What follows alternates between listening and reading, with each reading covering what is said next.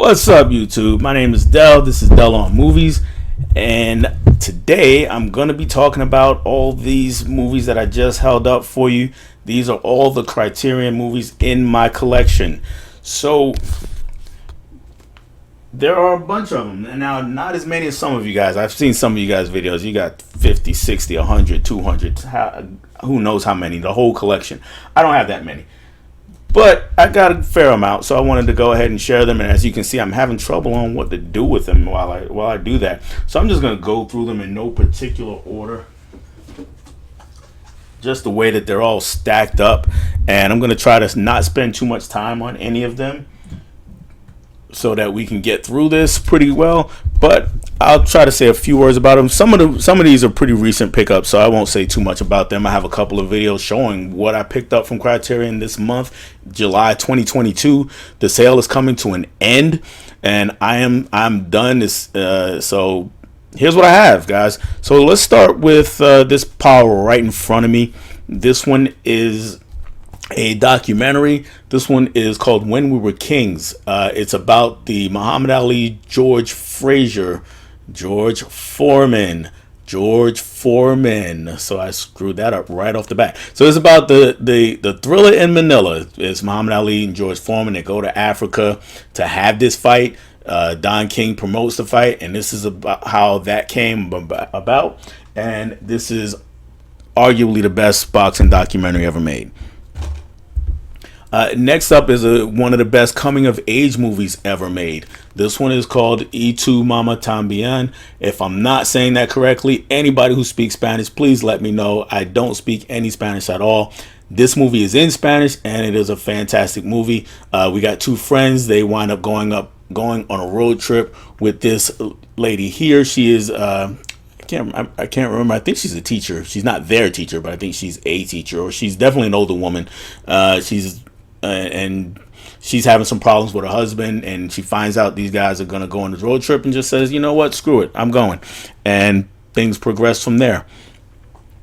Another sort of coming of age movie is the next one. This one is called Pariah. I believe this just came to the Criterion collection last year, and sorry for the glare, guys, I'm trying to get it out of there.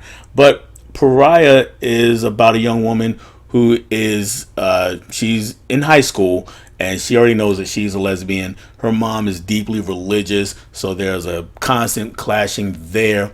Her dad is she's trying to play the middle, but he's also kind of oblivious to what is really happening.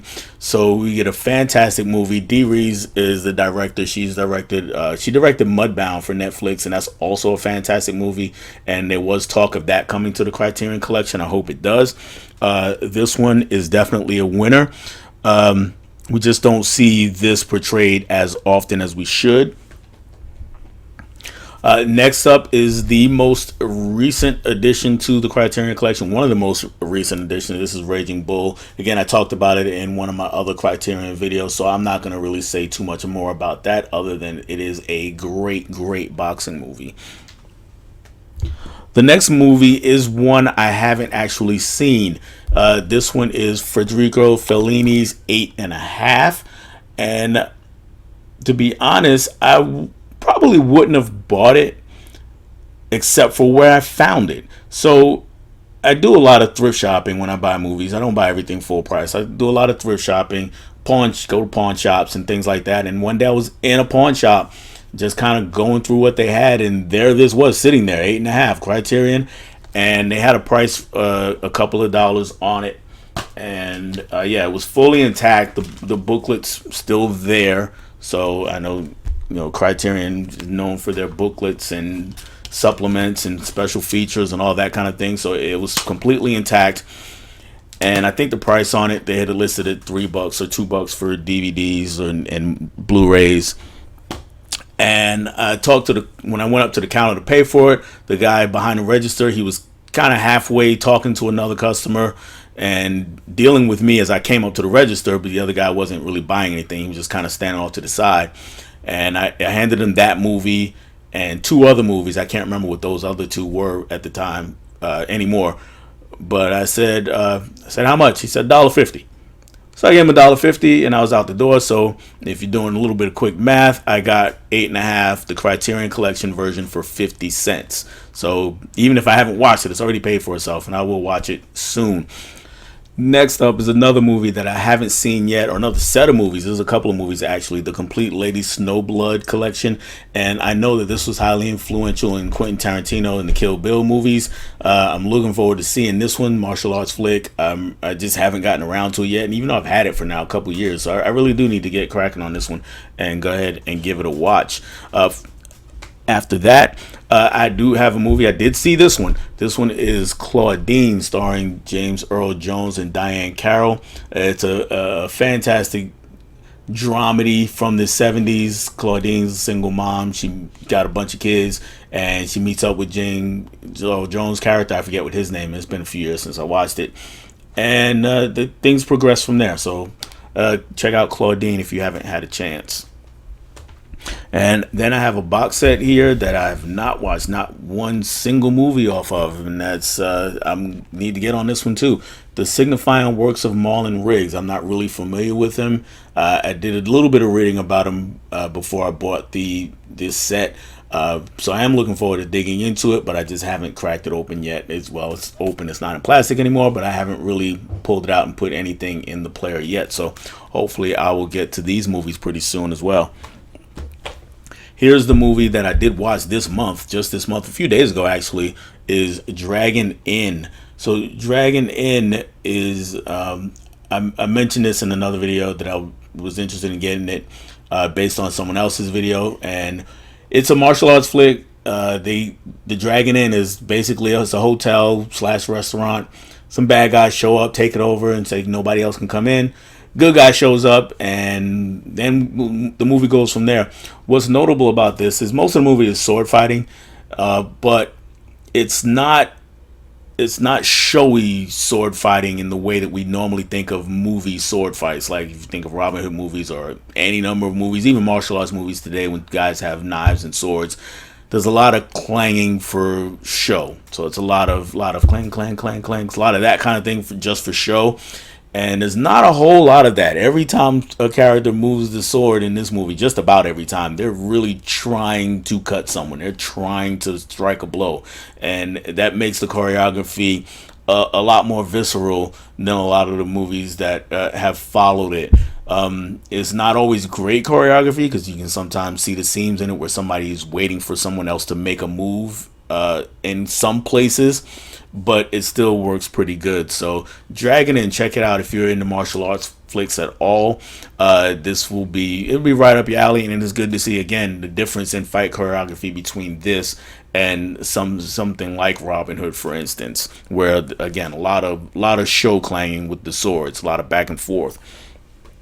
Next is another movie I just picked up recently, and again I talk about this in another video also, so I'm not going to spend too much time here. That's Devil in a Blue Dress, Denzel Washington, Don Cheadle, and lots of other people, and again, really good movie, so check this one out as well.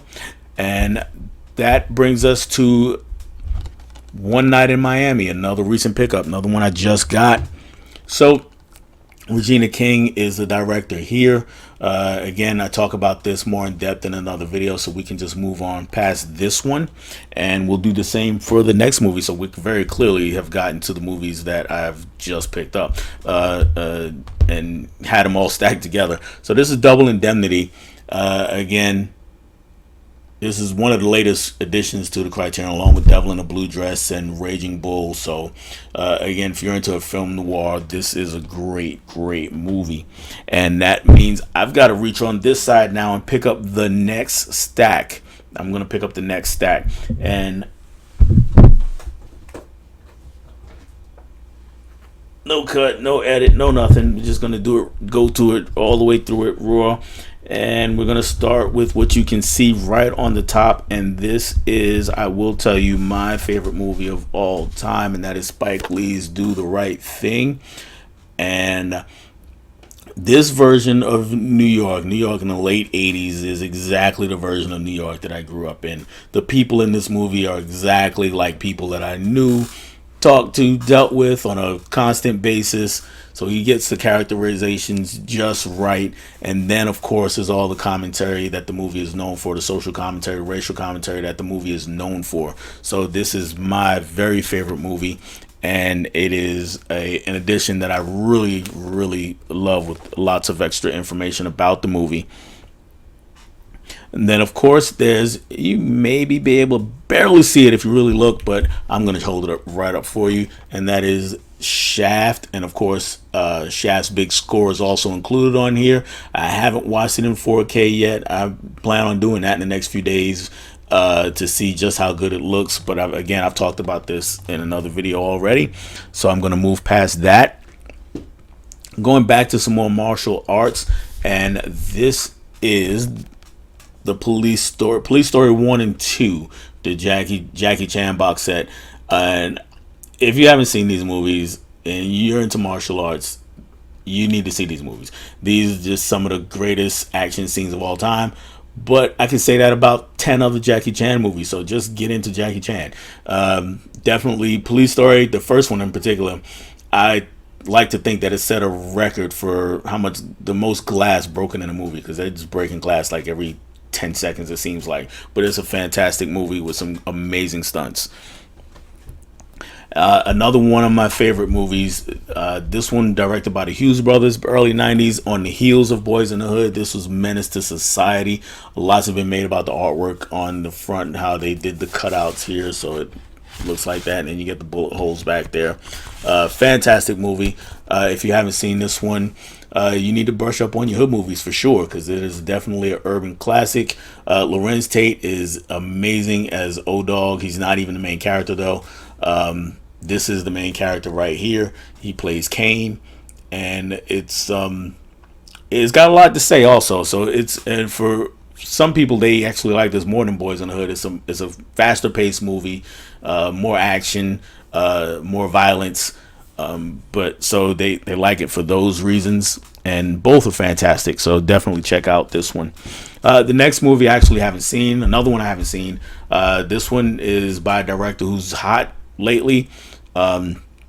He did Parasite a few years ago. I'm talking about Bong Joon-ho. This one is Memories of Murder. I've heard nothing but good things about this movie, so I'm definitely looking forward to seeing that one. Korean director, if you're not familiar with him. Again, he did Parasite, which won Best Picture a few years ago. And he's done a few other good movies. He had another movie just go into the collection, Oak Job, but I didn't grab that one. That one's actually pretty good. It's a creature feature, kind of sort of a monster, not really a monster movie, but you'd have to see it to understand what I'm talking about. But it is pretty good. Next is one of the a movie I grew up with, and I like it more as I get older, which is kind of odd for a movie about teenagers. Usually I like those movies less as I get older, but this one I like it more. I can pick up on more of the themes every time I watch it, and that's Fast Times at Ridgemont High. The cast in this movie is amazing. A lot of people who started off in this movie or were very early in their career in this movie that went on to win Oscars. Nicolas Cage, even though he's Nicolas Coppola in this movie, because he's actually Francis Ford Coppola's nephew. And he wound up changing the name because he didn't want to use that as a crutch to build his career on. At least I think that's the story. If I'm wrong, let me know. But Forrest Whitaker's also in this movie. And Jennifer Jason Leigh is in this movie. She really owns the movie.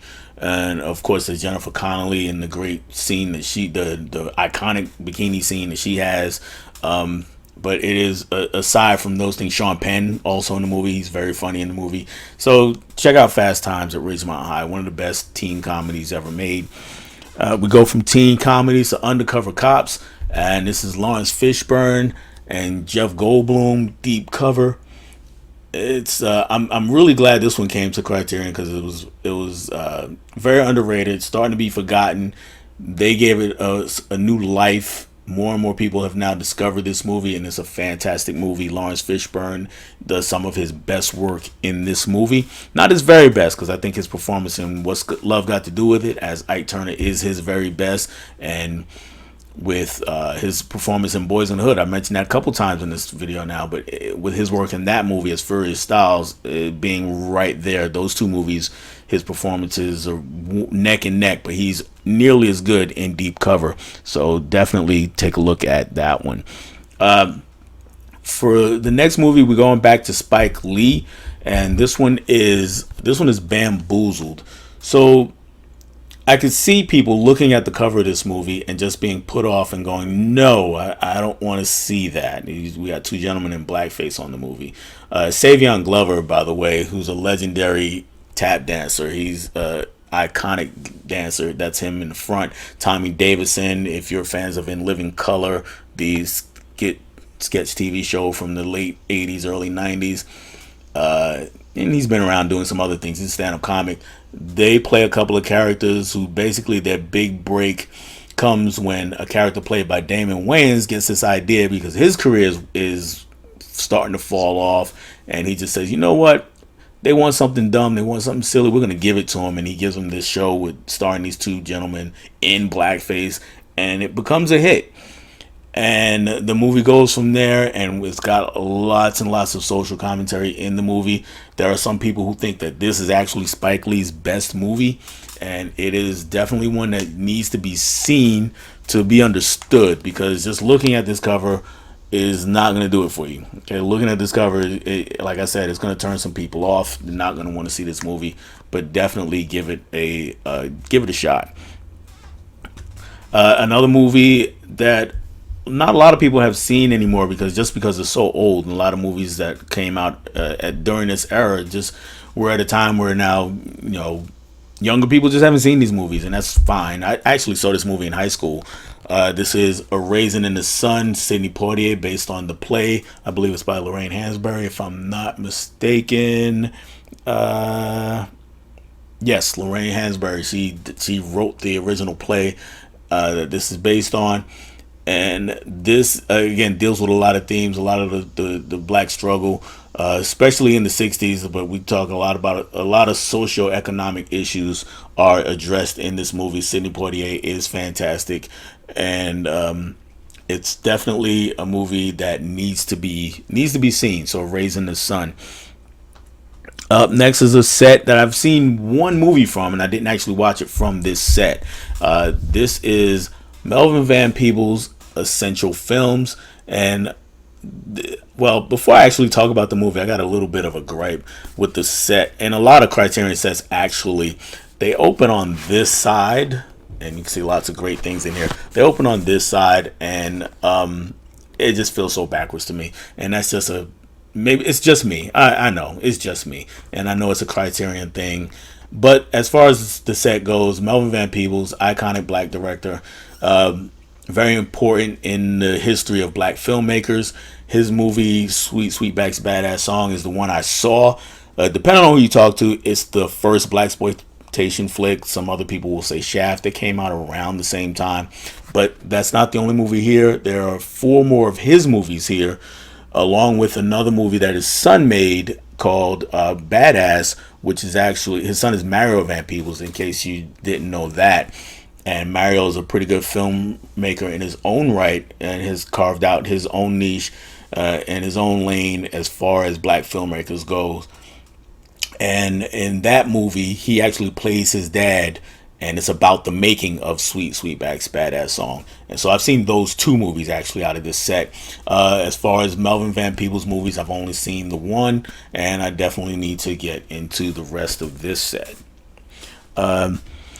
Next movie is another one that I just recently watched. So I lied. I did watch 2 Criterion movies this month. The Dragon Inn. Dragon Inn was one, and this one is the other one, The Big Chill.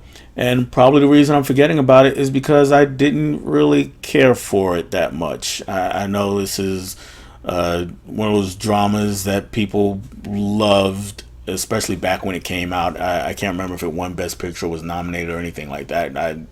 I believe it was, but I'd have to look it up. It's basically all these people on the cover. It's a great cast, and lots of actors that we all came to know and love over the years. They play a bunch of friends, a group of friends, and they come together at the funeral of another one of their friends who they hadn't seen in quite some time. Nobody had really seen him. Well, one or two of them had, actually. I take that back. One was married to him. One was a girlfriend. It gets confusing.